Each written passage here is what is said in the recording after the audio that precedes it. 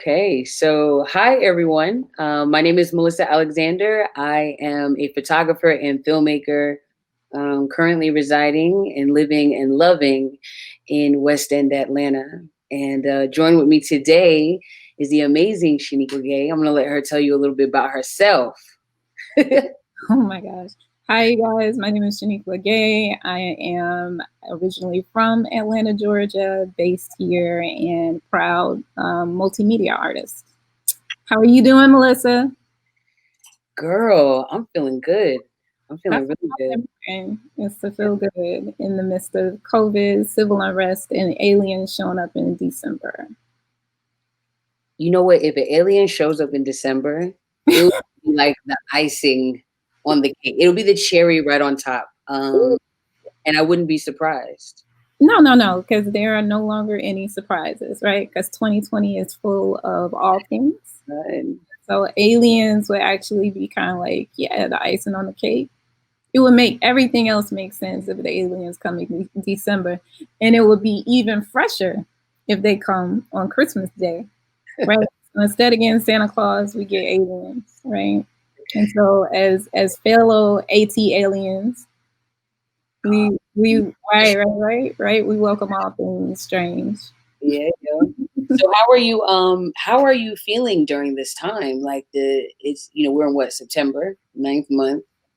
How are you feeling about this year? Um, I actually feel good about this year. Weirdly enough, I've had great and unfortunate experiences, just like everybody else.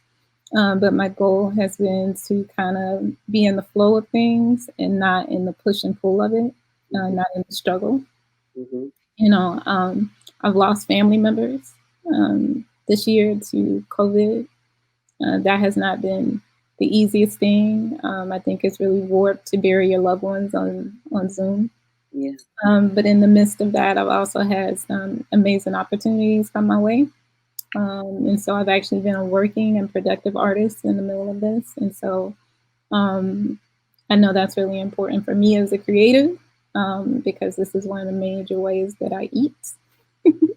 And so, like, that's been great. And then it's also been a place of rest.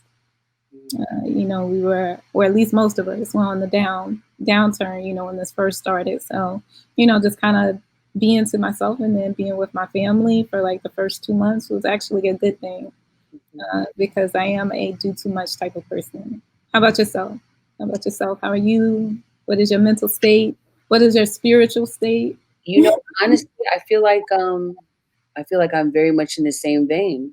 You know, Mhm. it feels like, March and April were, I don't remember ever being that quiet.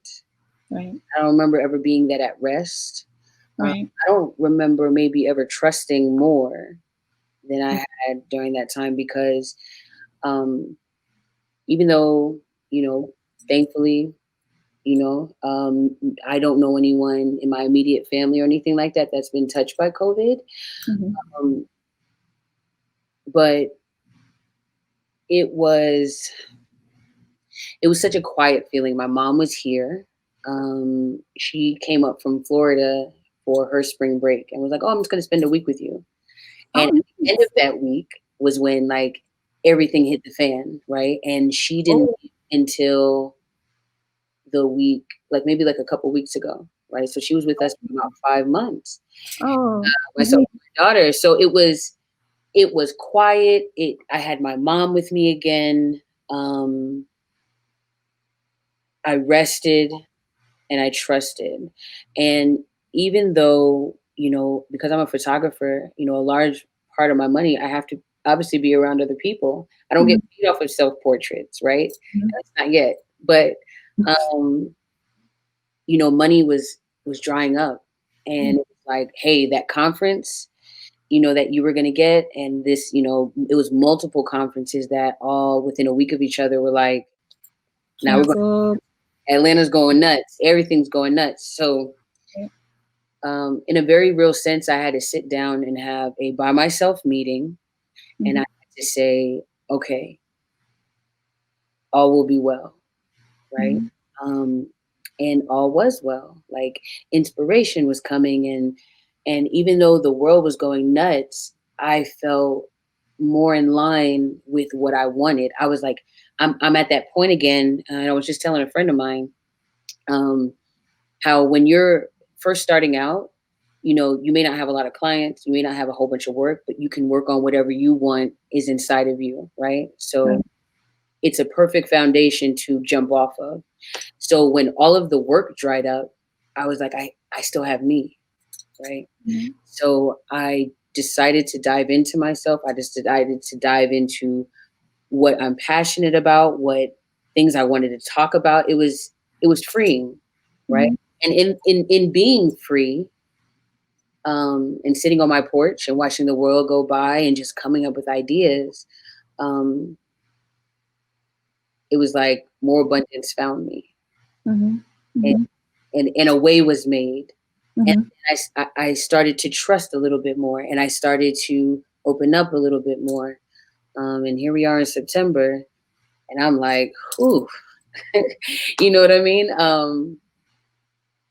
So 2020 has been a year unlike any other, and I think that's an understatement, maybe, Right. Right.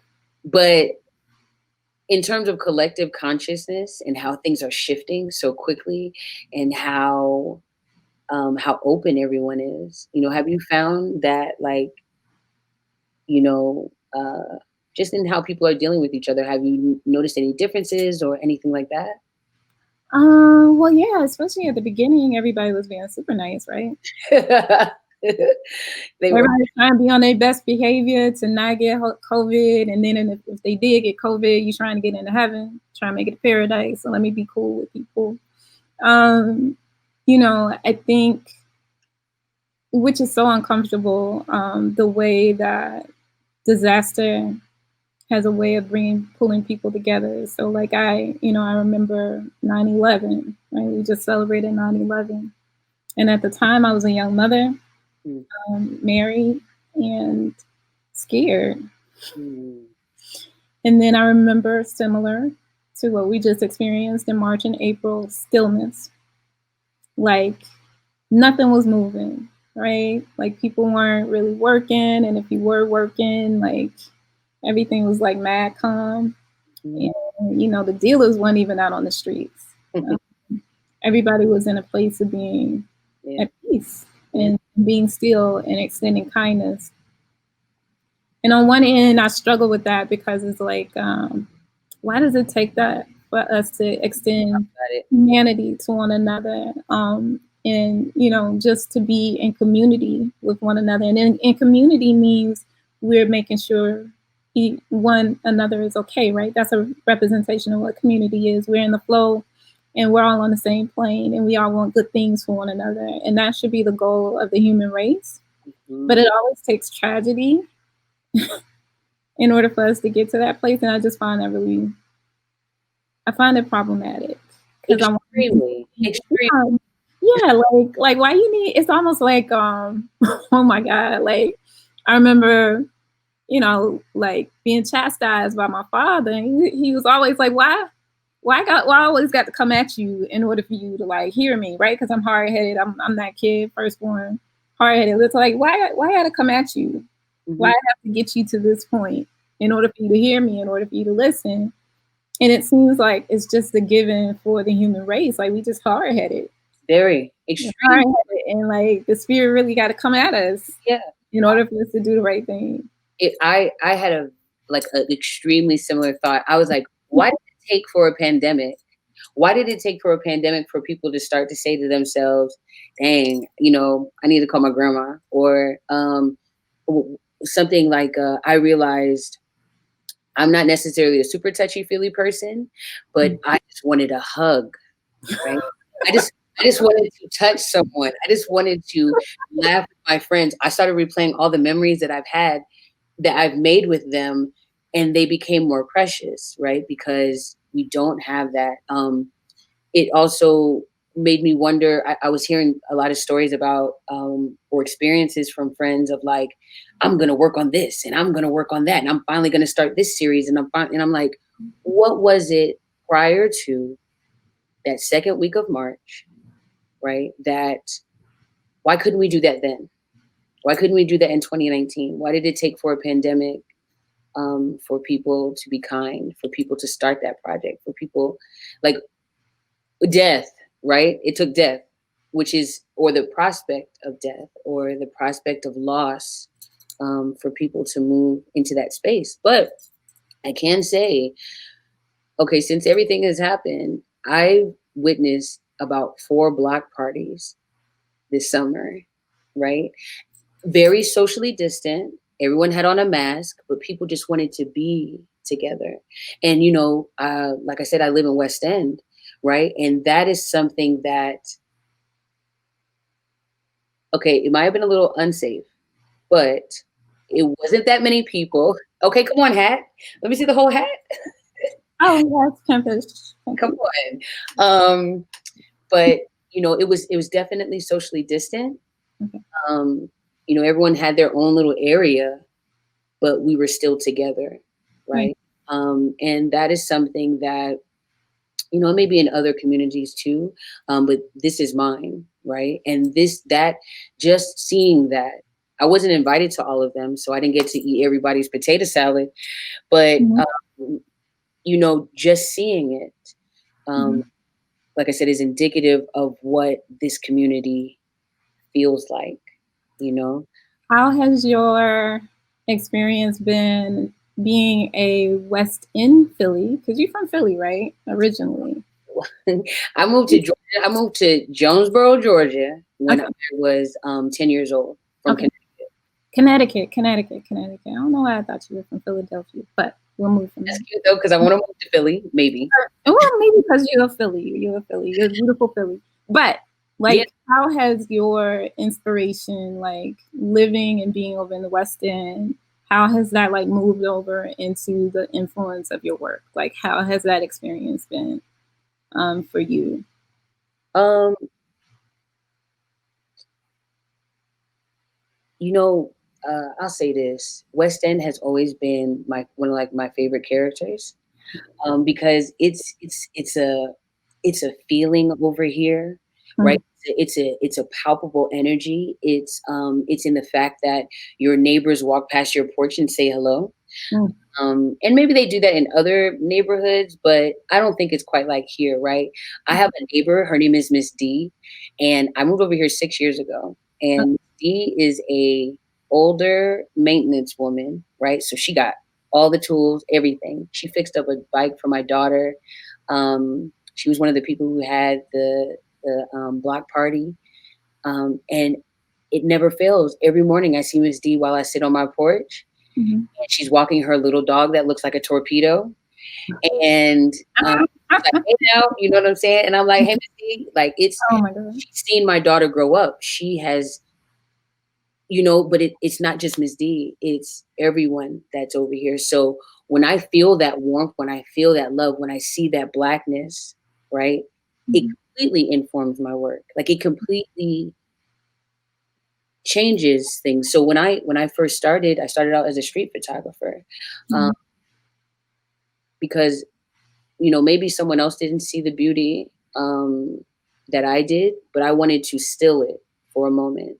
I just wanted to get a snapshot of it so that almost like as a time capsule, mhm, almost as because knowing even when I moved over here, maybe like 2 3 weeks after I moved here, a white woman with a baby jogger like stroller was running by, and I was like, oh, okay, that's the first indication that this area is changing, mhm, and it has steadily changed. But because I wanted to capture the energy here before it turned into Kirkwood, or it turned into Old Forford, or it turned into any of the number of neighborhoods that used to be full of us and is now completely gentrified. West End is a last standing beacon of blackness. I mean, really the entire West Side, but West End is the gateway to that. West End is the gateway to the blackness of the West Side. And being a gateway, you know, it could suffer change quicker than everywhere else, right? So my work is, like I said, a time capsule of the energy that is here. That's beautiful. I'm listening to you talk about like the block parties. Um, one of my references for the West End is my grandmother's house. My grandmother lived at 1317 Oak Street. Okay, that's That's close. It's right up the street. They also lived on Lucille. I think you're on Lucille. And there is her house, then there's a house next door to her, and then there's a house on the right and the left of that area. And pretty much throughout the late 80s, throughout the 90s and then early 2000s, my family kind of occupied that block. And so my grandmother would have like fish fries, yes, or what is called rent parties, yes. raise the rent parties. And I just remember them occupying space, taking up as much space as you want. And I remember that connectivity and collectivity. But in the midst of taking up space, my family took up space in different ways, right? So late 80s, kind of early 90s, and on through like the West End, when I was kind of, going back and forth to my grandmother's house, was known for its drug culture. And my grandmother was actually one of the people helping run that, right? So in the midst of, right, having this, right, my grandmother. Wow. Come on, Granny. My grandmother, my cousins, Right. my aunts and uncles. And so, right, I have several views of the West End. I am very well aware of this intellectualism, having several family members attending the HBCUs, family members that went to the Shrine of the Black Madonna, but also families who, delved in the unmentionable, right? But having those myriad of experiences, that's not just the Black experience, that's a human experience, right? Where we all kind of glean from those things. And so not wanting to tell solely hopeful stories, but the stories that are a little muddy. And there is a stigma that kind of comes with, I would say the crack era. It's not one we all really talk about within the Black community, and yet it is one that wreaked havoc on our community. And the West End is one of those places that it did that. But outside of that, drug culture, there was just my father's family, because this is my father's mother. They're a huge family. My father is the oldest of 10. So that 10 is a multiplicity of possibly 50 and 60 other human beings that are my cousins. So, you have this kind of thing where you walking around and you're like, oh, that's my cousin. No, like literally, it's my cousin. It's literally my cousin. So what do you think was most important in your body of work in sharing, the people of the West End and housing a time capsule? What are you hoping that people take from that? What is the takeaway? So in 100 years, in 100 years, and somebody opens up the time capsule that Melissa Alexander has left and laid way for us, this visual storytelling that you created. What are you hoping that the takeaway is? That's a good ass question. Let me just say that first.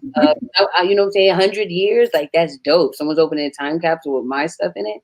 It's really cool, right? But I would hope that they would see the resilience that lives here. I would hope that they would see a community that,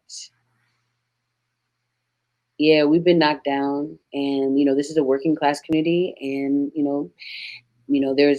I'm very friendly with the I hate saying crackhead, but one of my neighbors suffers with substance abuse pretty heavily, right?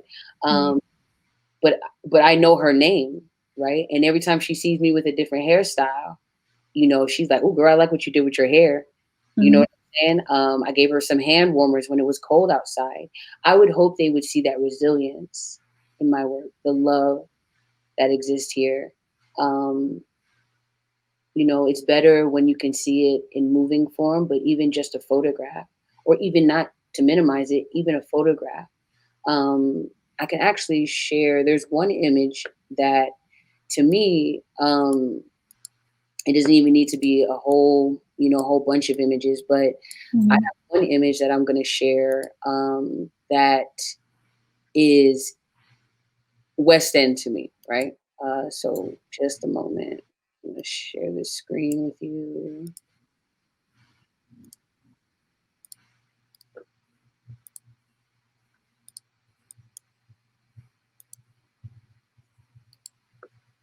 Okay, can you see this? Yes, yes, yes, yes. Look at So that. this is this was taken at the Malcolm X Festival in maybe 2018. Um, and if you can believe it or not, there's actually like probably like a good 100, maybe 150 people standing around us at Mhm. this moment. And the day was really sunny. Everybody was sitting on their blankets, and then out of nowhere came this downpour. So that's why you see the rain, the puddles and stuff behind them. But Mhm. as everyone was clumped together and grouped together, I saw this boy and his little brother standing there by themselves with no one around them. Nobody was really checking on them. And and in a moment of honesty, this is actually the moment that I decided that street photography wasn't for me, because I took this photo, or I made this portrait before I checked on their welfare. And I said, that's not how I want to move, right? That's not how I want to move in this world as a photographer. Mhm. So immediately after I took the photo, of course, I went over and inquired and made sure he was good, asked him where his sister was, because I've seen this little boy since he was much smaller than that. And, I just wanted to make sure they were okay. And I stayed with them until his sister came and found him. Um, but this, to me, is what we're about. You know what I mean? There may not be anyone around us, but we have each other, and Mhm. we'll always have each other. We cling to each other. We're hopeful with each other, um, Mhm. because, again, we all we got. So, CMB, yeah. CMB. What's that? I said CMB. Oh, We are yes. what we got. Oh, yes. New Yes. Jack City. Yeah, this is beautiful. This is beautiful.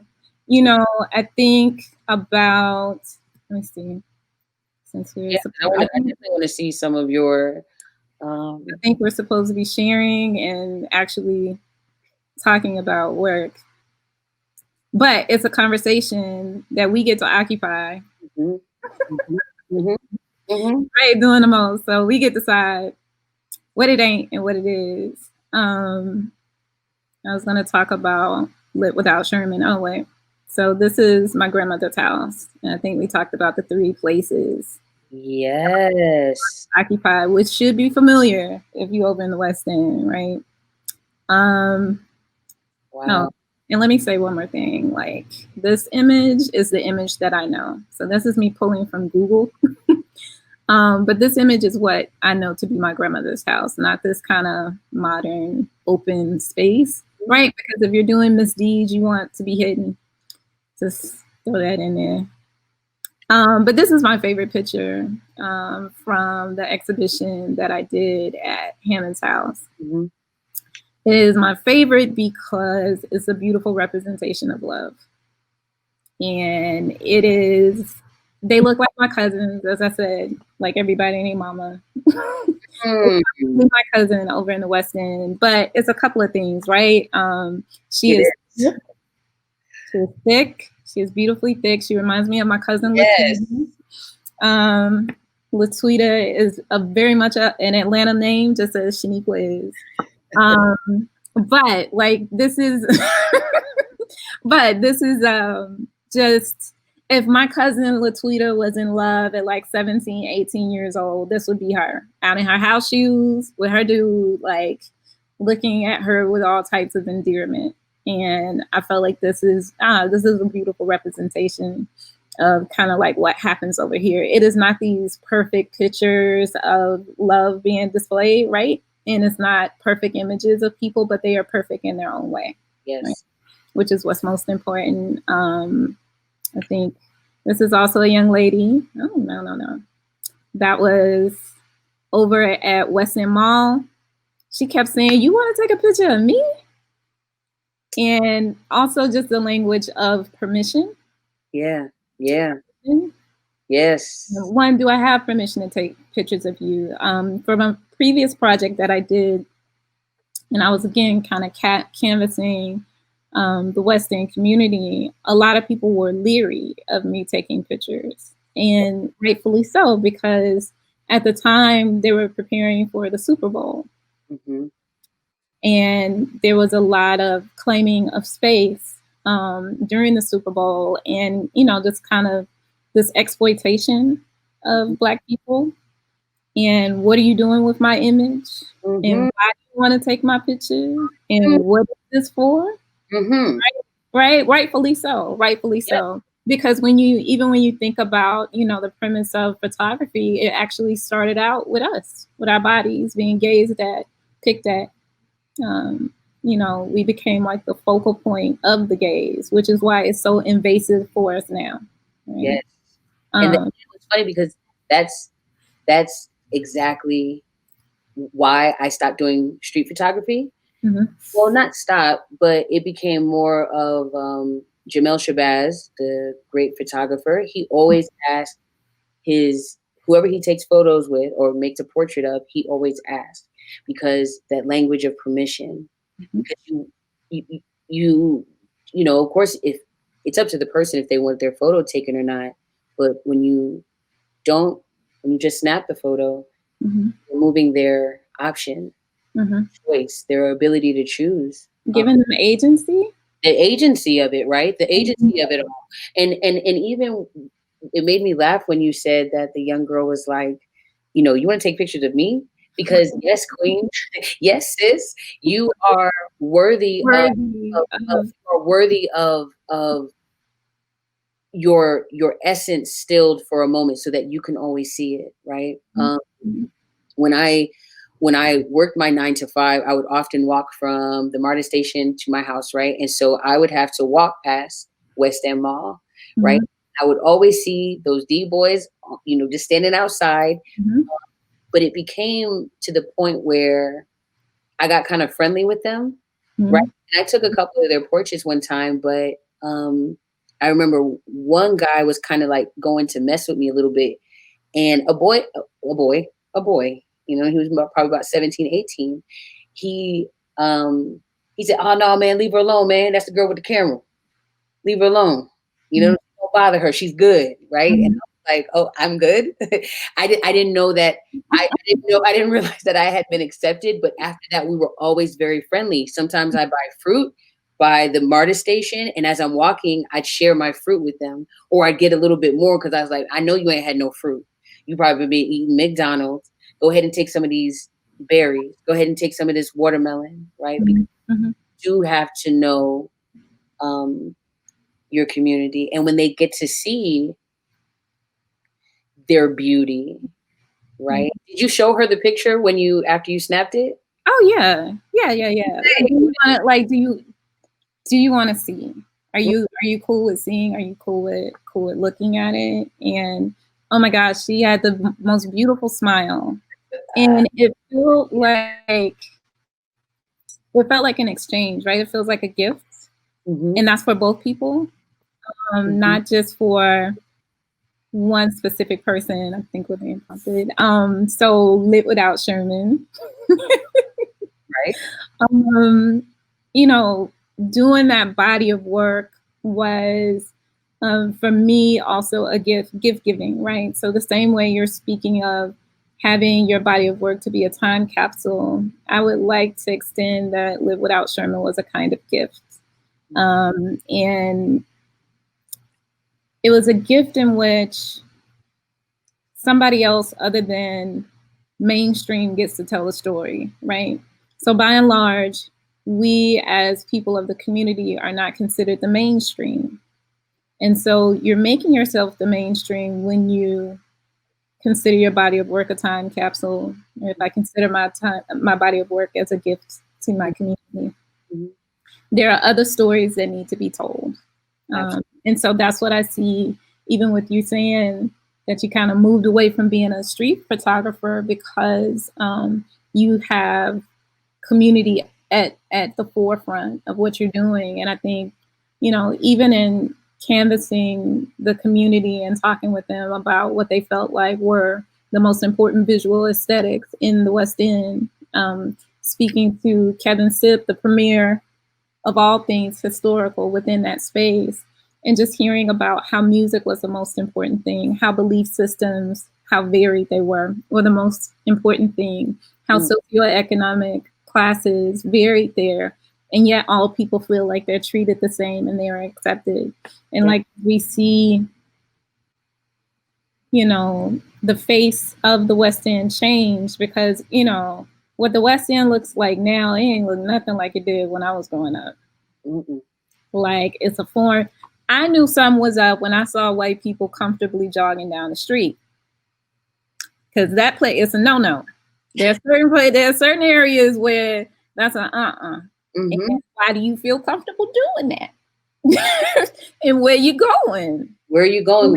How can I help you? How can I help you get there? Right. So like it just seemed really strange. And I was like, oh, okay, this whole gentrification thing is really like at the forefront, like it's really taking place. Like the face of this community is changing. And instead of it being the language of how can we help these people stay? How can we help the community and the history of these people stay? It's you either stick and stay on your own or you get pushed out. Yep. Like it's it's weighty, right? That's a lot to it's very heavy because like Lit Without Sherman was absolutely a gift, right? And my film To West End with Love served as a time capsule, but it was also in part a gift because, usually the phrase is from somewhere with love, right? I didn't want to say from, right? I wanted to say to West End. It was a gift for West End to see what it looked like, the blackness of it, the warmth of it, that love, the connection, the feeling. I wanted that to be, and even the stories that are within To West End with Love, it's 3 little vignettes. They're not even specifically about West End, but West End plays the background the whole time, right? And it's about the random connections that you have just sitting down. There's the wall in the park right across from Gallery 992, right? That wall that's right across the street. If I sit there long enough, I'm going to fall into a conversation with someone that I can't say it's going to be life-changing, but it's going to be very interesting, right? I've seen a homeless woman give her food to share her food with another man, right? That is also homeless after offering me, who is not homeless, but she and I happen to be talking. I saw her offer her food to me and to this other man. Because that's what we do here. Offer and we give. So even with your history here and all of that, it makes sense that you offer gifts because that's what we do when we're from here. And I can't say I'm from here natively, but I don't know that I've ever felt more in my skin, more in my community anywhere else that I've lived. So, it's a beautiful thing, man. Yeah, it is. Doing and creating Lit Without Sherman, which was exhibited at the Hammonds House, was it was a couple of folds that happened, right? So I used to go to the Hammonds House as a kid, and I used to volunteer at the Hammonds House when it was like under Myrna, and just there were a couple of things happening that made me feel like I was coming back home to a thing. Then I was also creating a new history, a new language, and a new narrative, not just for myself, but for my family, right? So I can talk about the muddy, but I can also talk about the beautiful. And I can come from those things, right? I can have parts of my family that come from that and not see them as something that shouldn't be talked about. And so I still celebrated that through the $1 Million Block. Because while people try to muddy it, it's also a survival mechanism because you're not really given a whole lot of choices to survive, right? right? And so we're talking about survival, we're talking about beautiful, we're talking about struggle, we're talking about love, we're talking about community, we're talking about all the things that make the West End the West End. And it's a, I love what Sue Ross Sue Ross says, that the West End is, like the United Nations of Black people. It is. It is. Like, she hit the nail on the head. Like, a lot of people said a lot of amazing things about the West End, but like, she hit the nail on the head. Like, you can get every color cat in the West End. You will see every walk of life, and every walk of life. And as West End changes,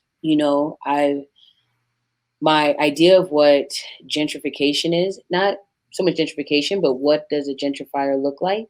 That has changed as well. So like my daughter's PE coach, she goes to M. Agnes Jones, right?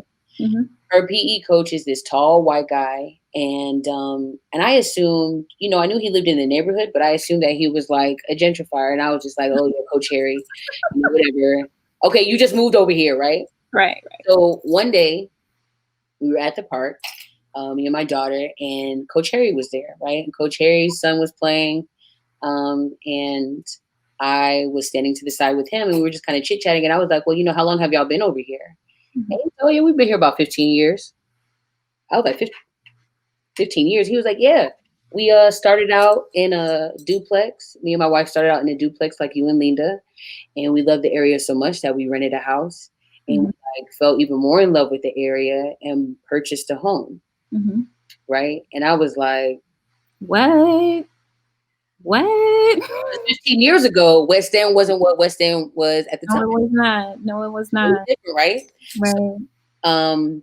So when he said that, I started looking at things a little differently. And then the idea of who walked past my home when I was sitting on the porch and said hello, that started to become kind of a litmus test for who was here for the community and who was just here to, because it was a good deal on a home, right?